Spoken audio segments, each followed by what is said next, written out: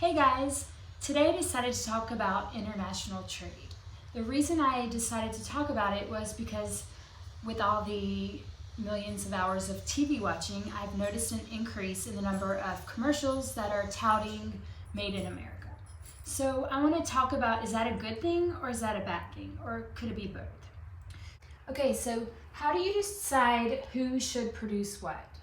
Should the United States produce anything that they can make? Well, basically, you need to look at opportunity cost. Opportunity cost is the real cost of something, what you must give up in order to get it. So if I decide to sleep in, what am I giving up? I'm giving up maybe an early morning workout. Or if I decide to buy a TV, what could I have bought instead? So that what I could have bought instead would be my opportunity cost. If a company can make planes or trains, they can't make both. If they decide to produce planes, how many trains are they giving up? Or if they decide to produce trains, how many planes are they giving up? Okay, so should you produce something just because you can? I wanted to plug it into a real life situation. You have Ed, he's a lawyer who bills out at $200 an hour. He can type 100 words per minute. So Sally is Ed's secretary who earns $20 an hour. She can type 70 words per minute. Should Ed type because he is faster? That's a good question. You have to look at what is Ed giving up? What is his opportunity cost if he decides to type? His opportunity cost is giving up $200 an hour that he can bill to his clients. What is Sally giving up? She's giving up maybe time at home with her kids or just being at home. So who has the lower opportunity cost? Sally does, okay? So if you look at this, we have two types of advantage. Absolute advantage is who can produce more. All you do is you look at the numbers. In this case, Ed has the absolute advantage just because he can do it faster. But just because you have an absolute advantage doesn't mean that you should produce something. So who has the comparative advantage?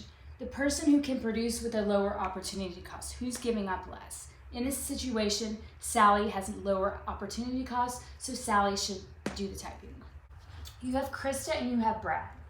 Krista can produce 10 candy bars or she can produce 8 ice cream cones. Brad can produce 6 candy bars or he can produce 3 ice cream cones.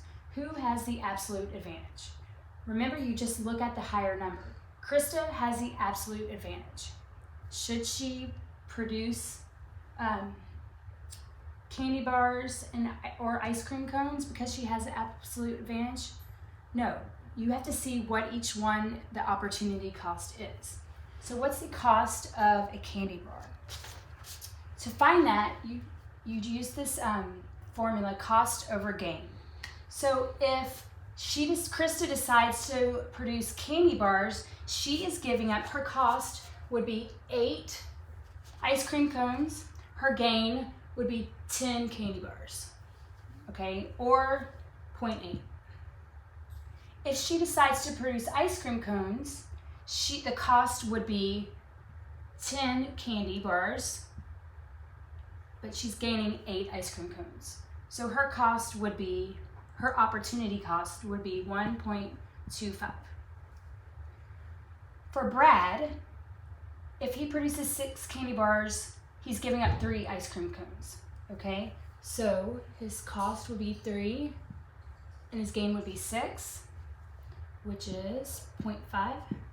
And then his cost of producing ice cream cones would be 6 candy bars and he's gaining 3 ice cream cones or 2, okay? So who has the comparative advantage for candy bars? Who's giving up less? Brad is only giving up 0.5. So Brad has the comparative advantage for candy bars. But if you look at cost of ice cream cones, Krista has the lower opportunity cost. So Krista has the comparative advantage. So Brad should produce candy bars and Krista should produce ice cream cones. Okay, so let's revisit just because you can, should you? Let me give you an example. The United States, we can produce cheap white t-shirts. Why do we not produce them? Because basically if we produced cheap white t-shirts, we would be giving up bigger stuff. We produce jumbo jets. Okay, so just because you can doesn't mean you should. What are the pros and cons of international trade? Pros would be our prices stay low. The cons would be there's less businesses selling stuff that is made in the United States.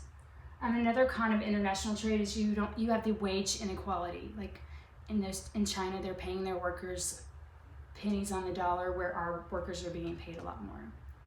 Okay, and finally, my recommendations. My book recommendation is Talking to Strangers by Malcolm Gladwell. TV show recommendation is called Entrepreneur Elevator Pitch.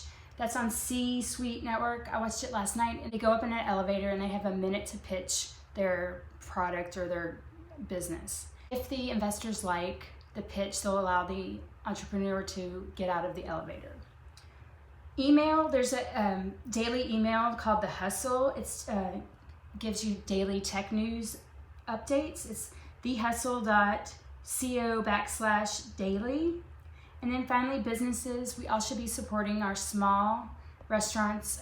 I know in our area we have an Orange Leaf that is owned by former educators. Okay, so go out, have a good weekend, and get takeout. Support your small restaurants.